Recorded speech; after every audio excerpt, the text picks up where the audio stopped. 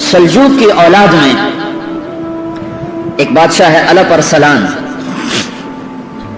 اللہ نے اس کے ذریعے سے اپنے دین کو عزت بخشی اور اہل ایمان کو عزت بخشی.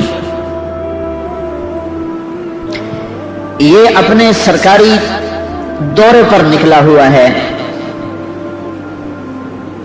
اسے اطلاع ملی کہ قیصر روم رومانوس 3 لاکھ کا لشکر لے کر اپنی حدود سے نکل چکا ہے.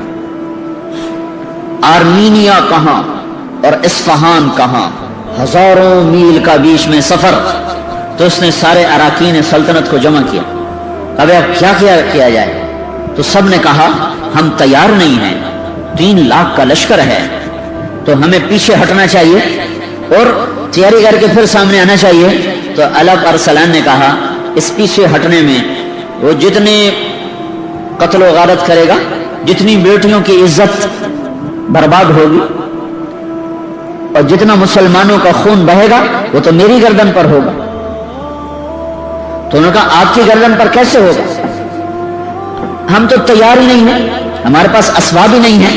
وَلَا تُلْقُوا بِأَيْدِيكُمْ إِلَى التَّهْلُكَةِ، اور اپنے آپ کو ہلاکت میں ڈالنا جائز نہیں ہے. یہ شورا چل رہی.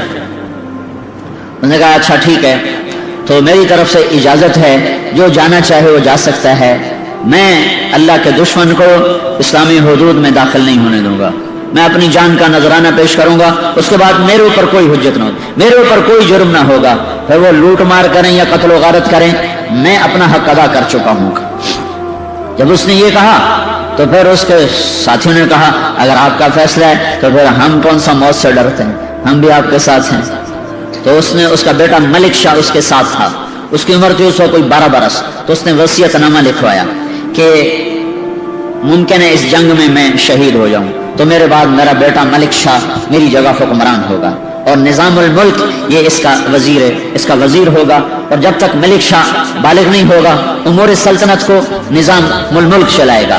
اور پھر اس کے بعد اس نے اپنے حرم، اپنی بیوی اور بچوں کو چند سپاہیوں کے ساتھ واپس بھیج دیا کہ عورتیں ساتھ تھیں تو اگر شکست ہو تو کہیں ان کی عزت پہ حرف نہ آئے. ان کو اصفہان کی طرف روانہ کر دیا. اور رومانوس 3 لاکھ کے لشکر کے ساتھ میدان میں اترا. اور یہ کتنے تھے؟ 12,000. یہ دنیا کی عجب جنگ لڑی گئی ہے. تو جمعرات کو لشکر آمنے سامنے ہوئے تو نظام الملک نے کہا کہ میری ایک رائے ہے سلطان کا. کیا؟ کہ جنگ کو کل کے لیے مؤخر کریں اور جمعہ کی نماز کے بعد نکلیں کہ جمعہ کے وقت ساری امت دعا کرے گی اور ہم بھی جمعہ کے بعد اللہ سے مانگیں گے تو اللہ کی غیبی مدد ہمارے ساتھ ہوگی. تو انہوں نے ایک دن اس کو آگے بڑھایا اور جمعہ کی نماز کے بعد سلطان نے خود نماز پڑھائی. کیا زمانہ تھا، بادشاہ خود امام بھی ہوتے تھے. نماز پڑھائی اور اس کے بعد وہ گھوڑے پہ سوار ہوا اور اس نے اپنی لوہے کی ٹوپی اتار دی اور امامہ باندھ لیا سر، اپنے آپ کو مرنے کے لیے تیار کر لیا، کوئی چیز بیچ میں حائل نہ ہو. اور پہلی صف میں اس نے جھنڈا اٹھا لیا. تو باقی جان نثاروں نے کہا آپ پیچھے ہو. کہا نہیں، میری جان اسلام سے زیادہ قیمتی نہیں ہے. اور جب لشکر آمنے سامنے ہوئے تو سلطان نے گھوڑے سے چھلانگ لگائی اور سجدے میں سر رکھ دیا. کہے مالک، اے عزت دینے والے، اے ہر چیز کے بادشاہ، آج ہماری عزت بھی تیرے ہاتھ میں ہے، ذلت بھی تیرے ہاتھ میں. تو جس کے ساتھ ہوتا ہے وہی فتح پاتا ہے، تو جس کو چھوڑ دیتا ہے وہی ناکام ہوتا ہے. قلت اور کثرت تیرے دربار کی چیز ہی کوئی نہیں. کم من فئۃ قلیلۃ غلبت فئۃ کثیرۃ باذن اللہ. اور سجدے میں سر رکھ کے وہ رویا ہے. اب پھر اس نے کہا میں سلطان نہیں ہوں، میں ایک سپاہی ہوں، میں مارا جاؤں تو میری وجہ سے بھاگنا نہیں، آخر تک لڑتے رہنا اور مرتے رہنا تاکہ ہم اللہ کے دربار میں سرخرو ہو کے پہنچے. زمین و آسمان اش اش پکار اٹھے. دنیا نے عجب نظارے دیکھے، جرأت کے، دلیری کے، جان نثاری کے، اللہ پر مر مٹنے کے، اللہ اس کے رسول کے عشق و محبت کے.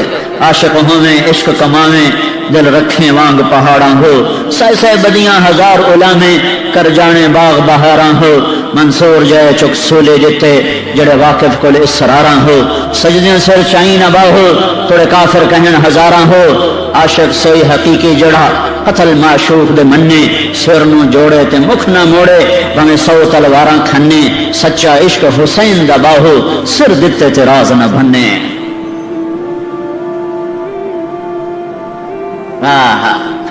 اس جگہ کا نام تھا مولاد گرد، مولاد گرد،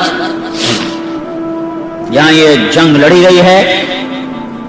ان ینصرکم اللہ فلا غالب لکم، ان ینصرکم اللہ فلا غالب لکم، میں تمہاری مدد کروں تو کوئی تم پہ غالب نہیں آ سکتا، وَإِن يَخْذَلْكُمْ، اگر میں ہی چھوڑ دوں، اگر میں ہی چھوڑ دوں، فَمَنْ ذَا الَّذِي يَنصُرُكُم مِّن بَعْدِهِ، وہ کون ہے جو تمہاری مدد کرے؟ ٹکرا گئے حق و باطل، صلیب و ہلال، عجب جنگ ہوئی ہے۔ اب میرے اللہ کا غیبی نظام چلا ہے، ادھر جنگ نے اپنی آگ کو بھڑکایا، ادھر اللہ نے سورج کی آگ کو تیز کر دیا، اور کیسر روم جو اپنے لشکر لڑا رہا تھا اس کو اتنی شدید گرمی لگی کہ اس کو میدان جنگ میں ٹھہرنا مشکل ہو گیا۔ اس کے اوپر چھاؤں سایہ اور اس کو ہوا دینے کے لیے 7 کنیزیں کھڑی ہوئی ہیں، اور 3 لاکھ آدمی ساتھ تھا، 1 لاکھ 7 مزدور کارندے اور 2 لاکھ لٹیرے آئے ہوئے تھے کہ جب فتح ہو جائے گی تو پھر ہم لوٹ مار کا بازار گرم کریں گے۔ لہذا ان کو شکست کا کہیں تصور نہیں تھا، تو اس کو لگی شدید گرمی تو وہ پیچھے ہٹا، گرمی سے بچنے کے لیے اپنے خیمے کی طرف ہٹا۔ جب وہ پیچھے چلا ہے تو اللہ تعالیٰ نے رومیوں کے دل میں ڈالا کہ ہمارا بادشاہ بھاگ گیا، ہمارا بادشاہ تو فرار ہو گیا۔ بس یہ خیال آنا تھا کہ رومی لشکر کے پاؤں اکھڑے اور وہ بھاگے۔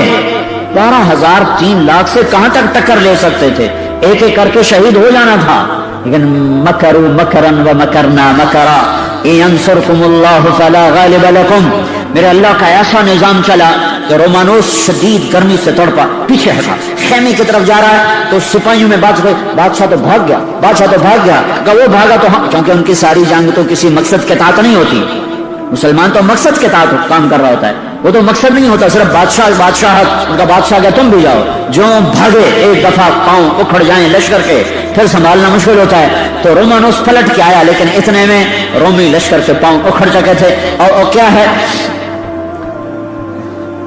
جو اللہ تعالیٰ نے کہا، سألقی فی قلوب الذین کفروا الرعب، کہ تم جاؤ میں ان کے دلوں میں رعب ڈال دوں گا۔ اللہ نے ایسا خوف ڈالا اور ایسا رعب ڈالا کہ 3 لاکھ آدمی دوپہر تک عصر تک، جمعے کے بعد تو جنگ شروع ہوئی، عصر تک نہیں ٹک سکے اور بھاگے، اور ہر ایک دوسرے سے آگے بھاگنے کی کوشش کر رہا تھا۔ سارے مسلمان حیران پریشان ہو کے دیکھ رہے تھے کہ یہ کیوں بھاگ پڑے، یہ کس لیے بھاگ پڑے۔ اور بس میرے رب کا نظام حرکت میں آیا اور رومانوس پکڑا گیا، قیدی ہو کے آیا۔ جب سلطان کے سامنے پیش کیا گیا تو اللہ پر سلام نے پوچھا، اگر میں گرفتار ہوتا تو تم میرے ساتھ کیا کرتا؟ کہ میں تمہیں انتہائی ذلیل کرتا اور میں تمہیں ذلت کی مار دیتا۔ اللہ پر سلام نے کہا، لیکن ہمارے نبی نے ہمیں کہا ہے کہ عزت دار کی عزت کرو، میں تمہیں ذلیل نہیں کروں گا، آؤ، اور اسے اپنے پاس تخت پہ بٹھایا، کہا ادھر بیٹھو، کہا اس کو بادشاہی پروٹوکول دیا جائے، اس کو عزت احترام باقی رکھا، اور پھر پلا اپنا مہمان بنا کے رکھ، پھر اس کو چھوڑنے سرحد تک گیا، پھر کہنے لگا اگر پھر بھی شوق پورا کرنا ہو تو آ جانا، ہم پھر حاضر ہیں۔ اس نے کہا میں بھی پھر حلال کا نہیں ہوں اگر میں تیرے جیسے انسان کے سامنے تلوار اٹھاؤں۔